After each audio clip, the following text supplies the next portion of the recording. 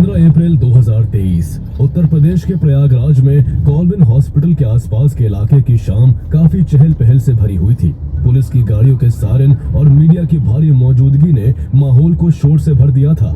ऐसा इसलिए था क्योंकि उस रात उत्तर प्रदेश के कुख्यात बाहुबली अतीक अहमद और उसके भाई अशरफ अहमद को पुलिस कस्टडी में मेडिकल जांच के लिए वहां लाया जाना था। कुछ ही देर बाद रात 10:36 पर वहां बड़ी बड़ी मूंछों को ताव देते हुए और सर पर सफेद गमछा बांधे अतीक अहमद अपने भाई अशरफ के साथ पुलिस की गाड़ी से उतरता है और पुलिस की भारी सुरक्षा के बीच दोनों भाई कॉल्विन हॉस्पिटल की ओर बढ़ने लगते हैं।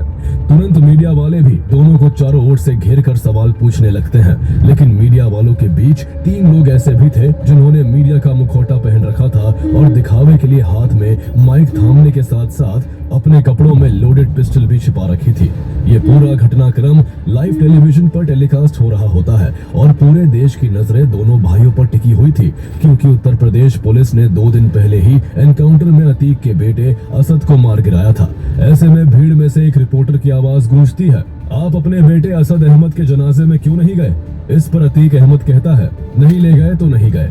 इसके बाद उसके एक गुर्गे गुड्डू मुस्लिम के बारे में पूछा जाता है, जिसके जवाब में अतीक का भाई अशरफ कहता है, मेन बात यह है कि गुड्डू मुस्लिम, लेकिन वो अपनी बात पूरी कर पाता उससे पहले ही मीडिया वालों के रूप में मौजूद वो तीनों लोग अपने कपड़ों में छिपी लोडेड पिस्टल निकालते हैं और अतीक अहमद और अशरफ अहमद पर ताबड़तोड़ फायरिंग शुरू कर देते हैं। वो तीनों लोग तब तक दोनों भाइयों पर अंधाधुंध गोलियां चलाते हैं जब तक दोनों की मौत नहीं हो जाती है।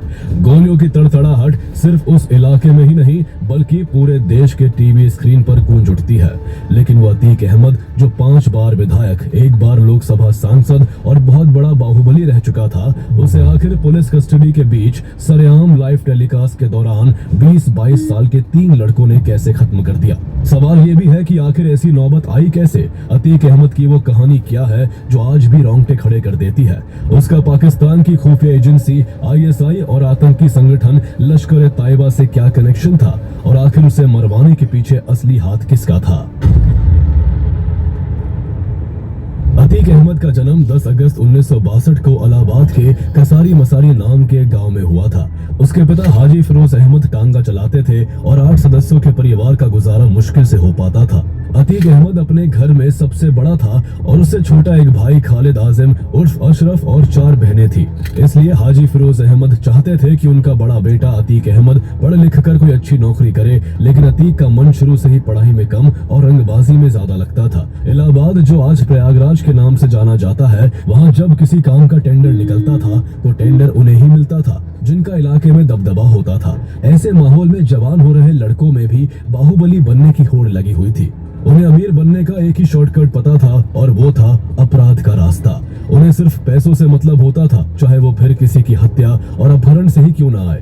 यही कारण था कि अतीक अहमद जब 8th क्लास में था तभी से उसने अपने इलाके से गुजरने वाली माल गाड़ियों से कोयला चोरी करके बेचना शुरू कर दिया। जब अतीक 1979 में 10th के एग्जाम्स में फेल हो गया तो वो पढ़ाई छोड़कर पूरी शिद्दत से इस अपराध की दुनिया में घुस गया और उसने अपनी उम्र के लड़कों के साथ एक छोटी गैंग खड़ी कर ली। वो कम उम्र से ही बहुत खूंखार था और केवल 17 साल की उम्र में उसने अपनी जिंदगी की पहली हत्या की।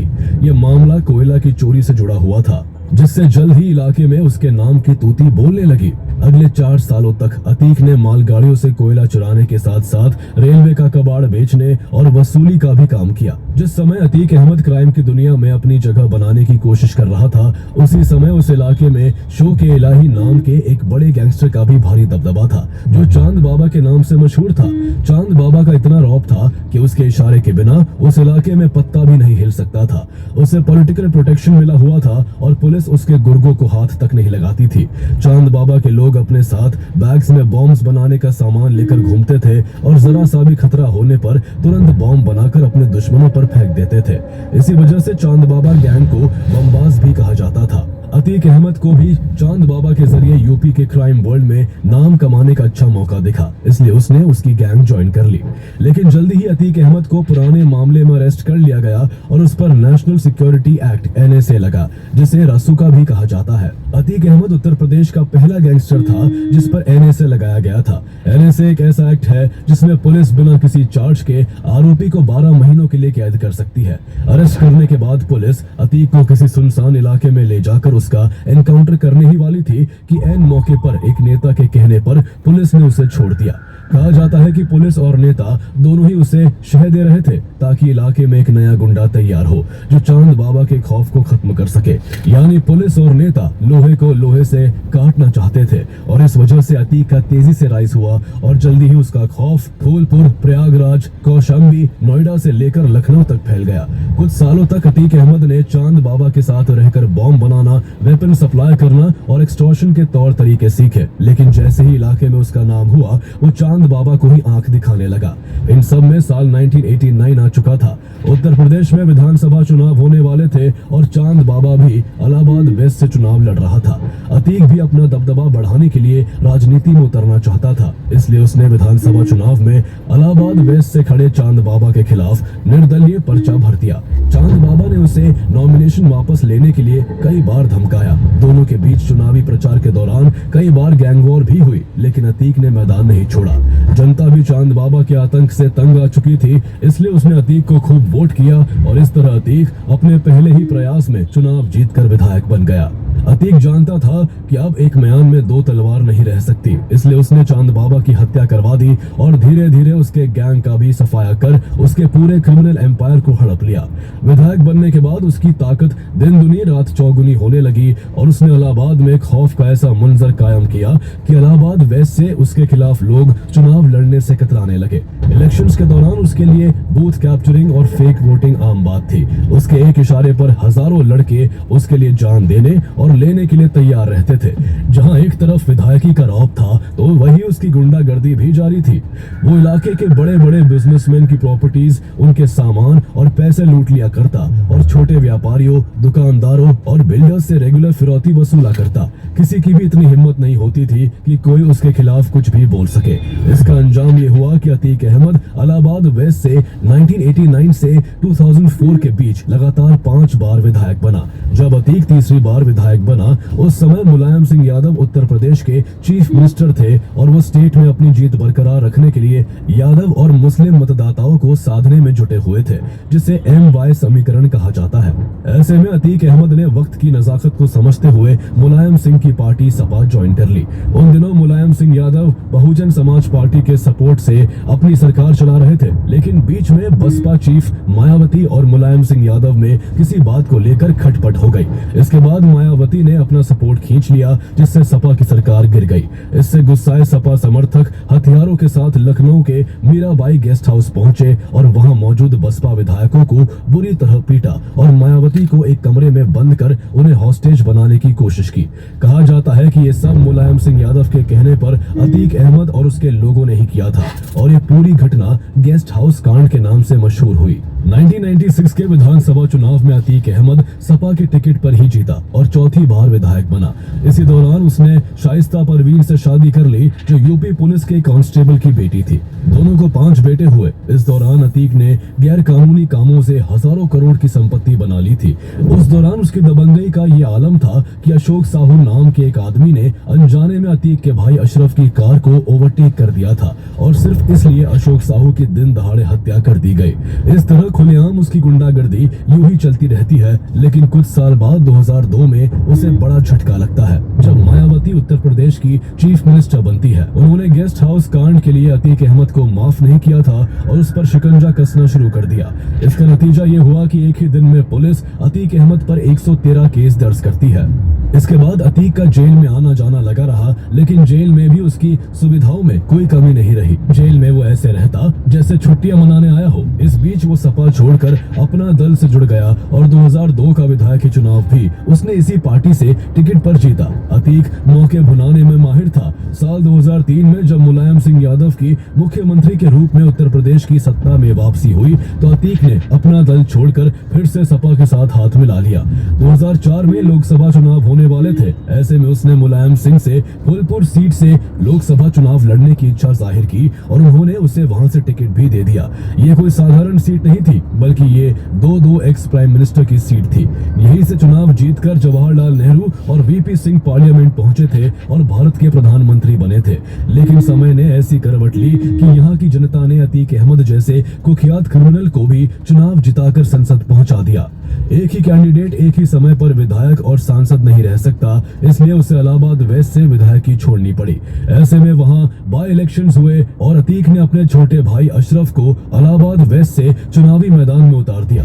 यहां से 5 बार विधायक रहने के चलते अतीक को अपने छोटे भाई की जीत बिल्कुल आसान लग रही थी। लेकिन इलेक्शन का रिजल्ट उसके उलट आया और बसपा के टिकट पर चुनाव लड़ रहे राजू पाल ने अशरफ को 4000 वोटों से हरा दिया। राजू पाल कभी अतीक अहमद का साथी रहा था, लेकिन आगे चलकर वो खुद रंगबाजी करने लगा था और उस पर भी क्राइम के कई आरोप थे। इलेक्शन से पहले राजू पाल ने अतीक को ललकारते हुए कहा था कि अगर वो हार गया तो यहाँ बम चलेंगे। ऐसे में अतीक को ये हार और राजू पाल से मिली धमकी सोने नहीं देती थी, क्योंकि ये दोनों चीजें उसे अपनी घटती पावर का एहसास करा रही थी। ऐसे में इलेक्शन रिजल्ट के 1 महीने बाद ही अतीक अहमद राजू पाल पर हमला करवाने लगा, लेकिन वो हर बार बच निकला।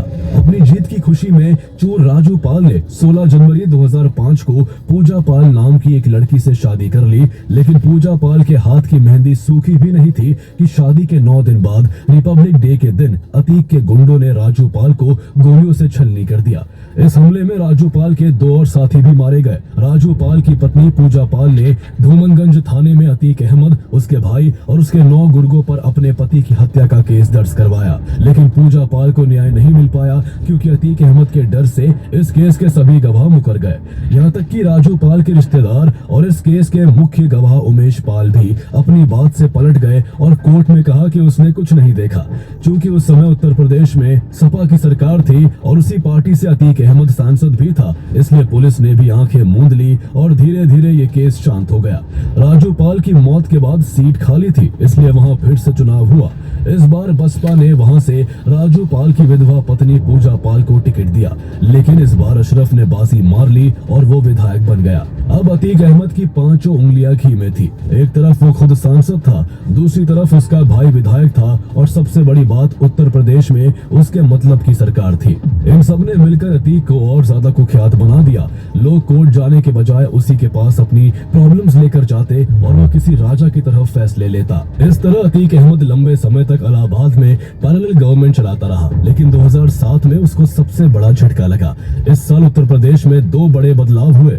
विधानसभा चुनाव में मायावती ने 206 सीट जीतकर अपने दम पर जीत हासिल की और वो वहां की मुख्यमंत्री बनी, और वही इलाहाबाद वेस्ट सीट से पूजा पाल ने भी अशरफ को करारी शिकस्त दे दी। यहीं से अतीक की जिंदगी की उल्टी गिनती शुरू हो गई। अब ना तो उसका भाई विधायक था और ना ही उत्तर प्रदेश में उसके मतलब की सरकार थी, जो उसके काले कारनामों को जानते हुए भी नजरअंदाज करे।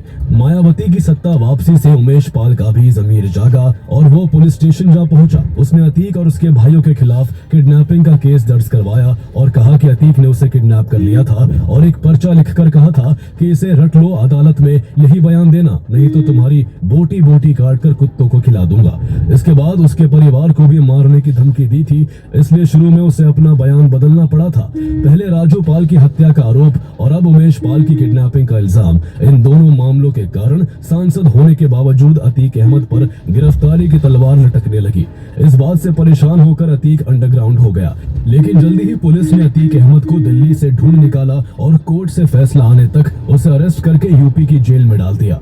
अतीक अहमद भले ही जेल में था, लेकिन इसके बावजूद वो लोकसभा का रिस्पेक्टेड एमपी बना रहा। इसी दौरान 2008 में मनमोहन सिंह की सेंट्रल गवर्नमेंट अमेरिका के साथ न्यूक्लियर डील कर रही थी, लेकिन पार्लियामेंट में ऑपोजिशन के हंगामे की वजह से वोटिंग के जरिए फैसला होना था कि अमेरिका के साथ न्यूक्लियर डील होगी कि नहीं। उस समय कांग्रेस के पास 228 सांसद ही थे और ये बहुमत से 44 कम थे, इसलिए कांग्रेस ने सपा समेत दूसरी पार्टियों से मदद मांगी। ऐसे में कांग्रेस ने जेल में बंद 6 सांसदों को जेल से निकालकर वोटिंग के लिए पार्लियामेंट पहुंचाया, जिसमें से एक अतीक अहमद भी था। समाजवादी पार्टी का साफ निर्देश था कि कांग्रेस सरकार के समर्थन के लिए न्यूक्लियर डील के फेवर में वोट करना है, लेकिन सरप्राइजिंगली अतीक अहमद ने अपनी ही पार्टी के खिलाफ जाकर न्यूक्लियर डील के अगेंस्ट में वोट कर दिया। इस बात से मुलायम सिंह इतने नाराज हुए कि उन्होंने उसे समाजवादी पार्टी से निकाल दिया।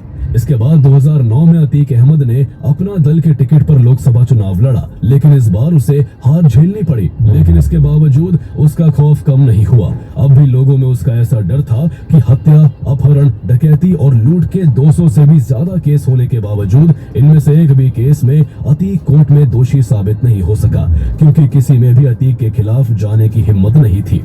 उसके खौफ का ऐसा आलम था कि जब 2012 में चुनाव प्रचार के लिए अतीक अहमद ने इलाहाबाद हाई कोर्ट में पिटीशन फाइल कर जमानत मांगी तो जजों ने उसका मुकदमा सुनने से ही मना कर दिया। उन्हें डर था कि अगर उन्होंने अतीक के खिलाफ सुनवाई की तो वो उन्हें और उनके परिवार को मार डालेगा। एक दो नहीं, पूरे 10 जजों ने पर्सनल रीजन का हवाला देकर खुद को उसकी सुनवाई से ही अलग कर लिया और 11वें जज ने जब मामले पर सुनवाई की तो उसे अतीक अहमद के फेवर में फैसला करना पड़ा और उसको जमानत दे दी गई।